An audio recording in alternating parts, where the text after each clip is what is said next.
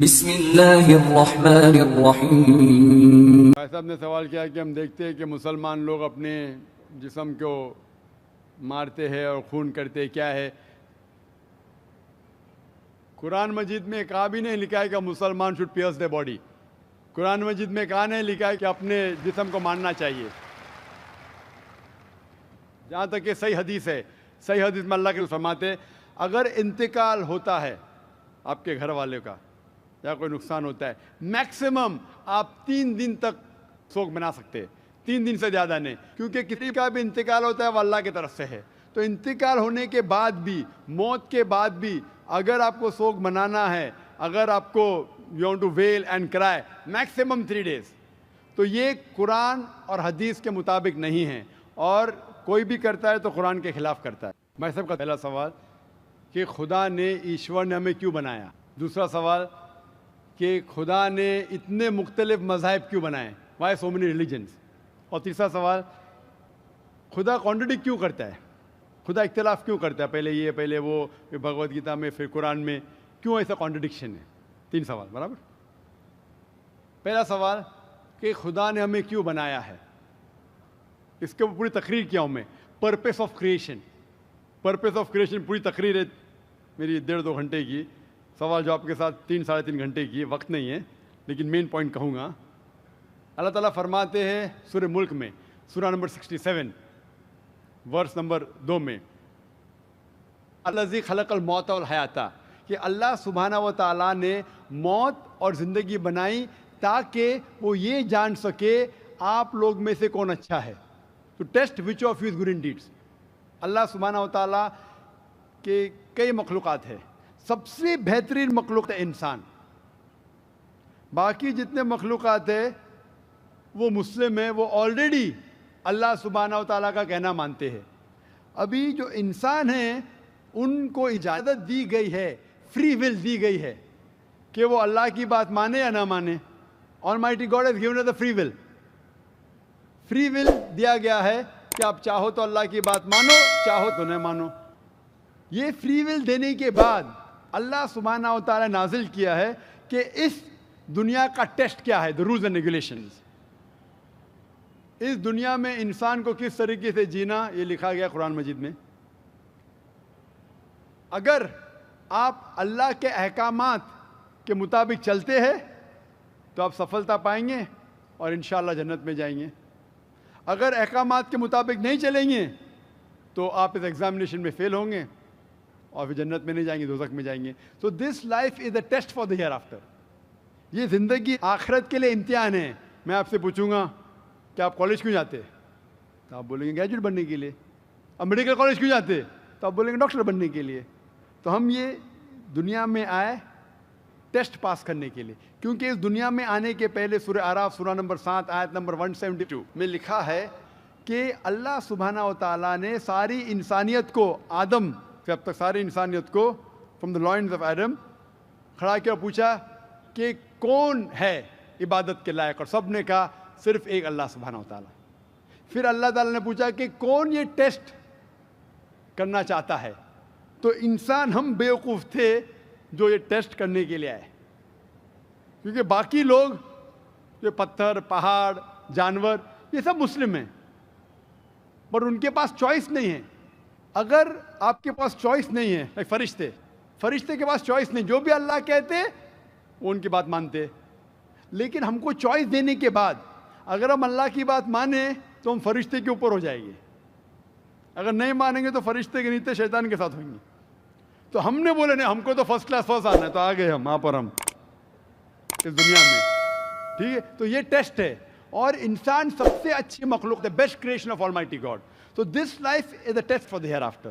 اور اللہ تعالیٰ فرماتے سورہ داریات میں، سورہ نمبر 51 آیت نمبر 56، وما خلقت الجن والانس الا لیعبدون، کہ ہم نے جن اور انسان کو نہیں بنایا صرف اللہ کی عبادت کرنے کے لیے، اور عبادت کے لیے اللہ کی بات ماننا ضروری ہے۔ So this life is a test for the hereafter. یہ جو زندگی ہے آخرت کے لیے ہمارے لیے امتحان ہے۔ آپ کا سوال نمبر 2 کہ اللہ نے مختلف مذاہب کیوں بنائے؟ اللہ نے صرف ایک ہی مذہب بنایا ہے، ایک ہی دین، جس کا نام قرآن میں ہے سورہ ال عمران سورہ نمبر 3 آیت نمبر 19 میں، ان الدین عند اللہ الاسلام، the only religion acceptable in the sight of Allah is اسلام. صرف ایک ہی دین جو اللہ کے نزدیک صحیح ہے وہ اسلام. اسلام کے معنی ہے امن، پیس.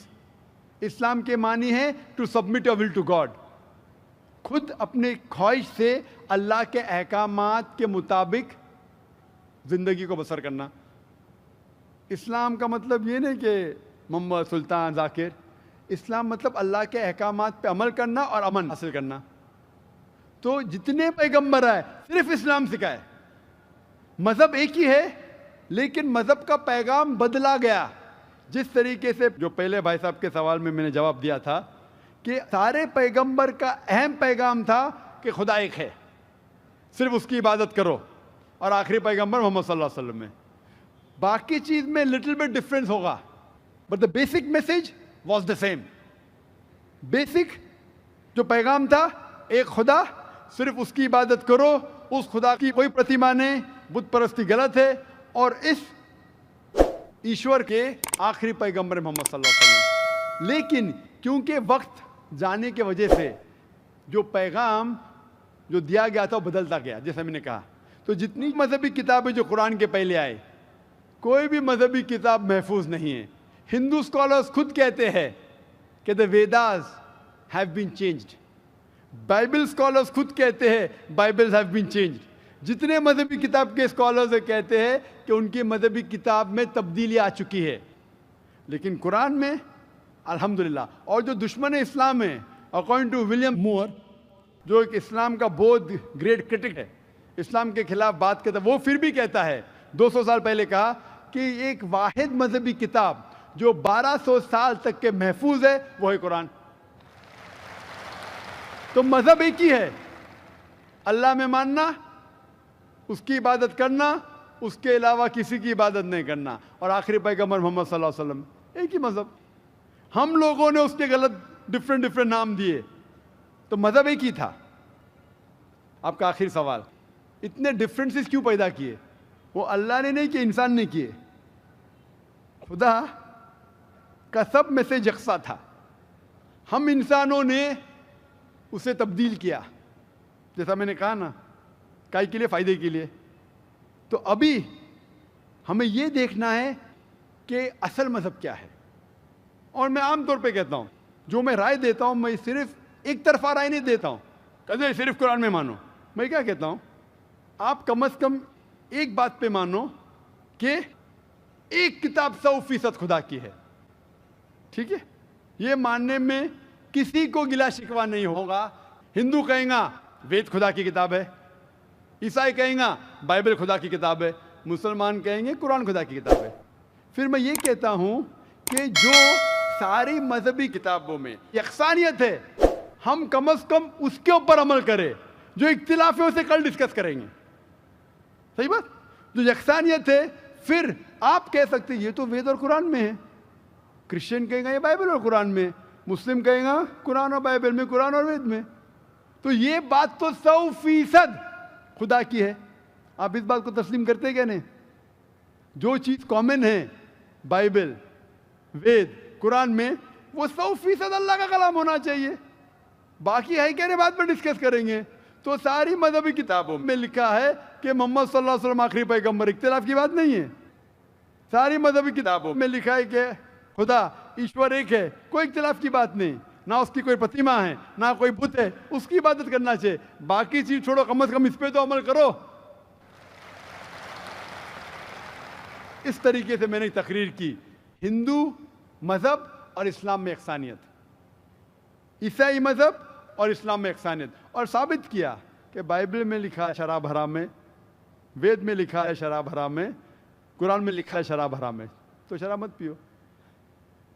ہندو مذہبی کتاب میں لکھا ہے کہ عورتوں کو حجاب کرنا چاہیے. بائبل میں لکھا عورتوں کو حجاب کرنا چاہیے، قرآن میں لکھا عورتوں کو حجاب کرنا چاہیے. کیوں نہیں حجاب کرتے عورت؟ اس طریقے سے آپ ہندو مذہب کتاب پڑھیں گے، لکھا ہے سور کا گوشت کھانا حرام ہے، وشنو شوترا چیپٹر نمبر 5 ورس نمبر 49 میں. بائبل میں لکھا ہے book of Leviticus chapter number 11 verse number 7 and 8 book of डिटोनॉमी chapter number 14 verse number 8, book of आयदा चैप्टर नंबर 65 वर्स नंबर 25 कि सूअर का गोश्त खाना हराम है। कुरान का तो जिक्र कर चुका है, 4 जगह लिखा है हम सूअर का गोश्त नहीं खाते, बाकी लोग खाते ईसाई। इस तरीके से मैं कहता हूँ कम से कम यकसानियत पे तो अमल करो, इख्तिलाफी बातें बाद में करेंगे। इख्तिलाफ इंसान ने पैदा किया, इख्तिलाफ पैदा करने के बावजूद फिर भी अल्हम्दुलिल्लाह जितनी भी मजहबी किताबें बदली गई है उसके बावजूद जो अहम अहकामात अब भी मौजूद है। इसीलिए मैं आपसे कहता हूँ कि खुदा में मानो, ना उसकी कोई प्रतिमा है और ना उसके अलावा किसी की इबादत करो, और आखिरी पैगंबर मोहम्मद सल्लल्लाहु अलैहि वसल्लम में मानो। Hope that answers the question.